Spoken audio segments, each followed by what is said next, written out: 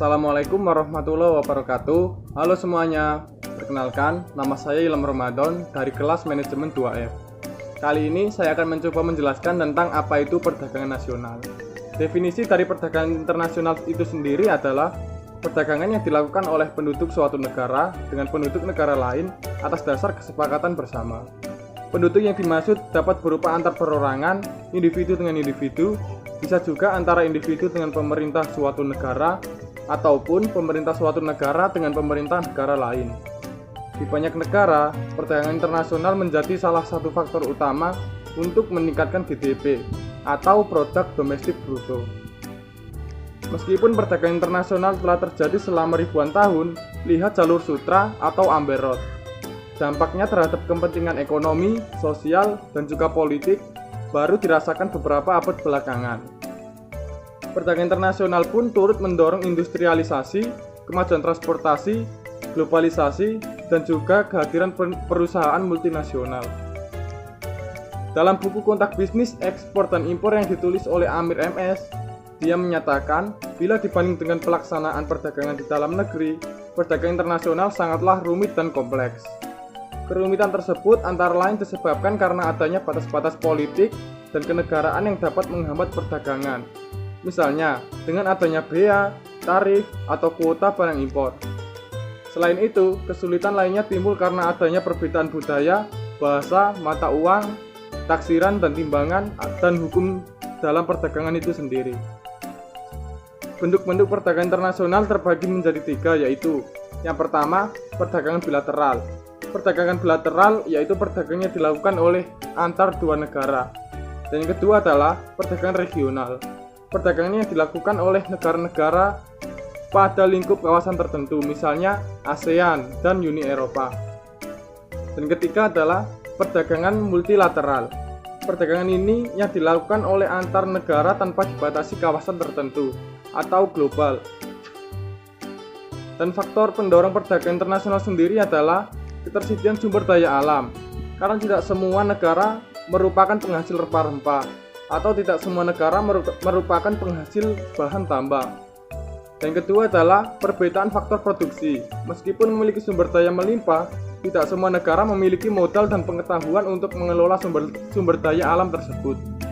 Dan ketiga adalah dibutuhkan untuk memenuhi kebutuhan dalam negeri, karena tidak semua kebutuhan dalam negeri dapat dipenuhi dengan produksi dalam negeri sendiri. Yang keempat adalah memperoleh keuntungan dari perdagangan antar negara. Keuntungan yang diperoleh meningkat karena semakin besarnya pangsa pasar dari barang produksi. Yang kelima adalah keinginan untuk memperluas pasar. Perluasan pasar sangat diperlukan untuk mencapai skala ekonomis dalam berproduksi. Dan keenam adalah keinginan untuk menjalin kerjasama yang baik dengan negara lain. Sedangkan jenis perdagangan internasional dibedakan menjadi 4. Yang pertama adalah ekspor dan impor, barter, border crossing, dan juga konsiliasi. Ini adalah data statistik perkembangan ekspor dan impor Indonesia pada bulan Februari 2020. Perkembangan ekspor dan impor Indonesia dalam bulan Februari 2020, Indonesia mengalami kenaikan jumlah ekspor sebanyak 11% jika dibandingkan dengan bulan Februari 2020, dan mengalami penurunan jumlah impor sebanyak 5,11% jika dibandingkan dengan bulan Februari 2019.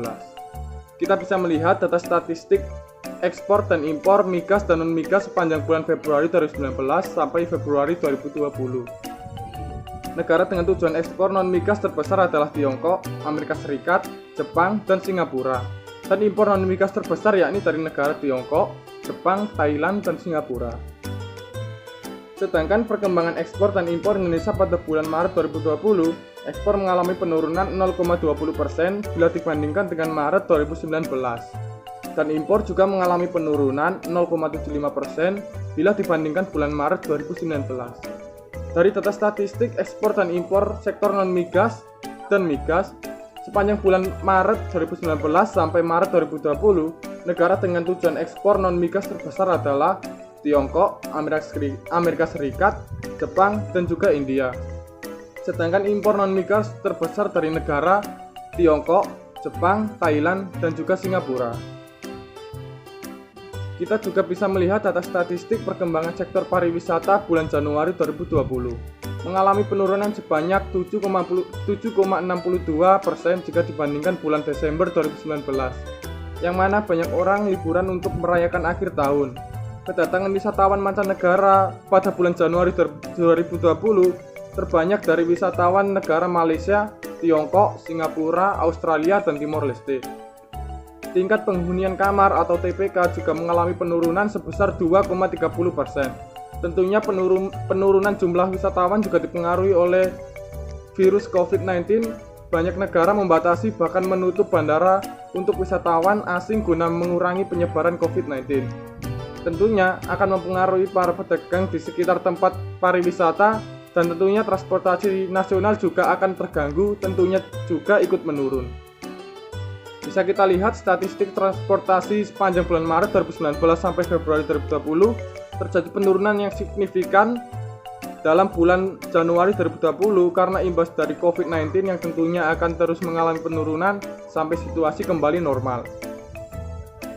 Pertumbuhan ekonomi Indonesia triwulan 4 atau kuartal 4 2019, pertumbuhan produk domestik bruto atau PDB dari 2014 sampai 2019. Bisa kita lihat dalam statistik dari 2015 sampai 2018, Indonesia mengalami peningkatan dan di tahun 2019 Indonesia mengalami penurunan. Pertumbuhan dari kontribusi PDRB menurut wilayah tahun 2019, Pulau Jawa memberikan kontribusi terhadap perekonomian Indonesia sebesar 59% dengan pertumbuhan 5,52%, dan Sumatera memberikan kontribusi sebesar 21,32% dengan pertumbuhan 4,57%. Indeks tendensi bisnis dan indeks tendensi konsumen pada kuartal 4 2019. ITB mengalami penurunan dan ITK mengalami peningkatan. Kondisi ekonomi dan optimisme konsumen meningkat jika dibandingkan kuartal sebelumnya. Sedangkan pada kuartal 1 2020 mengalami penurunan. Kondisi ekonomi konsumen diperkirakan meningkat, tetapi optimisme konsumen lebih rendah jika dibandingkan kuartal sebelumnya. Neraca pembayaran memiliki peranan yang sangat penting dalam neraca pengelolaan ekonomi makro di Indonesia. Selain itu, neraca pembayaran merupakan tolak ukur kemampuan perekonomian nasional dalam menopang transaksi-transaksi internasional, terutama yang berhubungan dengan kewajiban pembayaran utang dan transaksi ekspor dan juga impor. Selain memberikan informasi kepada pemerintah tentang posisi keuangan, khususnya untuk terkait dengan hasil hubungan ekonomi dengan negara lain.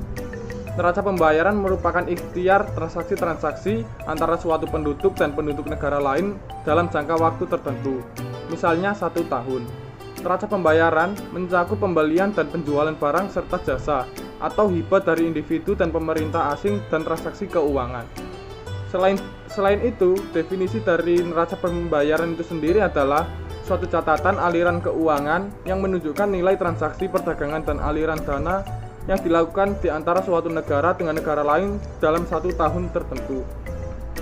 Neraca pembayaran sendiri dibagi menjadi 2, yaitu yang pertama berjalan, contohnya ekspor impor barang atau ekspor impor jasa dan pembayaran neto luar negeri atau juga transfer unilateral. Yang kedua adalah neraca modal atau capital account, contoh modal pemerintah dan juga modal swasta. Ada 3 mekanisme atau proses terpenting yang menyangkut neraca pembayaran internasional, yaitu sebagai berikut. Yang pertama adalah penyesuaian melalui perubahan harga-harga atau mekanisme harga.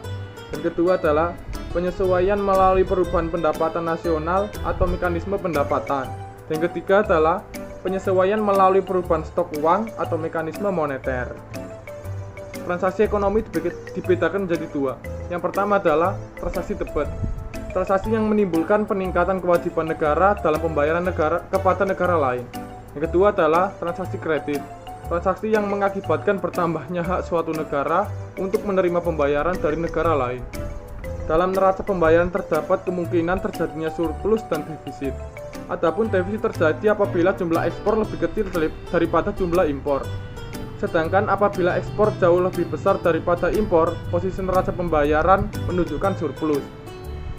Neraca pembayaran suatu negara juga dapat dikatakan seimbang apabila stok nasional atau cadangan devisa tidak berubah dan tidak ada aliran modal atau pinjaman akomodatif.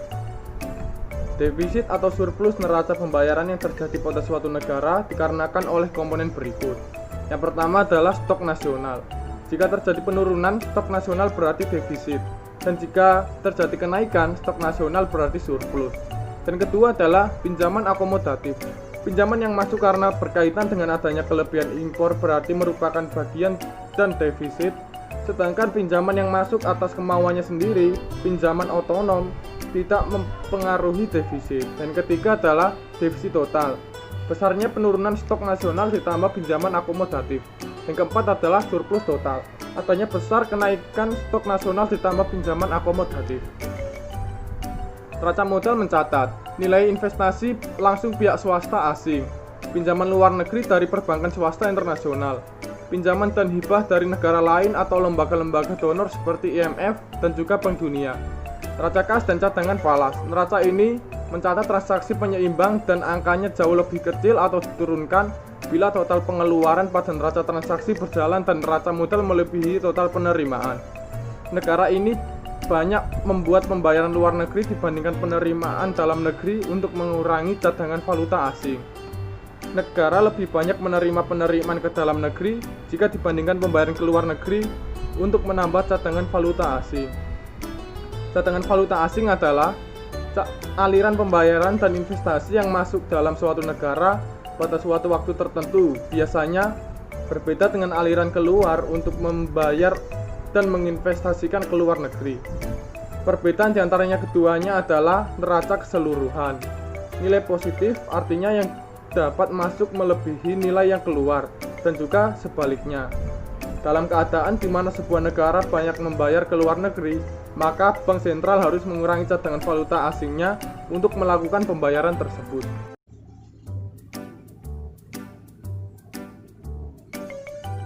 Faktor-faktor yang mempengaruhi valuta asing. Yang pertama adalah supply dan demand foreign currency. Falas atau forex sebagai benda ekonomi mempunyai permintaan dan penawaran pada bursa falas atau forex market.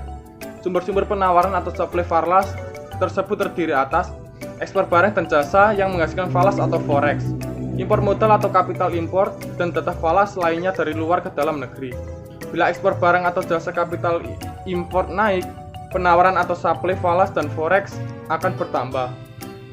Bila permintaan atau demand falas tetap tidak berubah, maka akan terjadi perubahan atau penurunan kurs falas. Dalam hal ini, falas atau forex akan depresiasi, sedangkan rupiah atau domestic currency akan diapresiasi sebesar Rp8.400 per US dollar atau pada titik potong E1. Bila impor atau jasa dan kapital ekspor naik, maka permintaan atau demand falas atau forex akan bertambah. Bila penawaran atau supply falas tetap tidak berubah, maka akan terjadi perubahan atau kenaikan kurs falas. Dalam hal ini, falas atau forex akan apresiasi, sedangkan rupiah atau domestic currency akan depresiasi sebesar Rp8.600 per US dollar atau pada titik potong E2. Dan kedua adalah faktor posisi balance of payment atau BOP. BOP atau neraca pembayaran internasional adalah salah satu catatan yang disusun secara sistematis tentang semua transaksi ekonomi internasional yang meliputi perdagangan, keuangan, moneter antara penduduk suatu negara dan penduduk luar negeri untuk suatu periode tertentu, biasanya 1 tahun. Cadangan devisa adalah aset disimpan pada cadangan oleh bank sentral dalam mata uang asing. Cadangan ini digunakan untuk mendukung kewajiban dan mempengaruhi kebijakan moneter. Ini termasuk uang asing yang dipegang oleh bank sentral. Cadangan dalam 1 tahun, mata uang asing yang dipelihara oleh bank sentral untuk memenuhi kewajiban keuangan karena adanya transaksi internasional. Bisa juga disebut reserve currency. Jenis-jenis cadangan devisa. Yang pertama adalah valuta asing. Valuta asing adalah mata uang yang mudah digunakan dan diterima dalam dunia perdagangan internasional. Mata uang asing ini tidak berlaku sebagai alat pembayaran yang sah untuk transaksi dalam negeri, tetapi banyak digunakan dalam transaksi dan keuangan internasional. Dan kedua adalah emas moneter. Emas moneter adalah persediaan emas yang dimiliki oleh Bank Indonesia yang berupa emas batangan dan persyaratan internasional tertentu. Sebagai emas batangan bisa juga berbentuk emas murni dan mata uang emas yang berada di dalam maupun di luar negeri. Yang ketiga adalah special drawing rights, bisa juga disebut dengan SDR. Sebagai bentuk alokasi dana merupakan suatu fasilitas yang diberikan International Monetary Fund atau IMF kepada anggotanya. Fasilitas ini memungkinkan bertambah atau berkurangnya cadangan devisa negara anggota. Tujuannya adalah menambah likuiditas internasional. Yang keempat adalah Reserve Position in the Fund. Bisa juga disebut RPF. RPF adalah cadangan devisa dari suatu negara di rekening IMF. Nilainya akan menunjukkan posisi kekayaan dan tagihan negara tersebut kepada IMF sebagai hasil transaksi negara tersebut dengan IMF. Mengukur kekuatan cadangan devisa Indonesia jika dibandingkan dengan negara-negara ASEAN. Cadangan devisa Indonesia turun sebesar 600 juta US dollar pada bulan Januari menjadi 120,1 miliar US dollar. Menjadi penurunan pertama dalam 4 bulan terakhir. Jika disandingkan dengan negara-negara ASEAN lainnya, ternyata posisi cadangan devisa Indonesia terbilang sangat oke. Hanya kalah dari Singapura dan Thailand. Namun, membandingkan cadangan devisa tidak bisa hanya dari nominalnya. Ukurannya yang sering digunakan adalah beberapa bulan impor yang mampu dibiayai oleh cadangan devisa negara. Oke.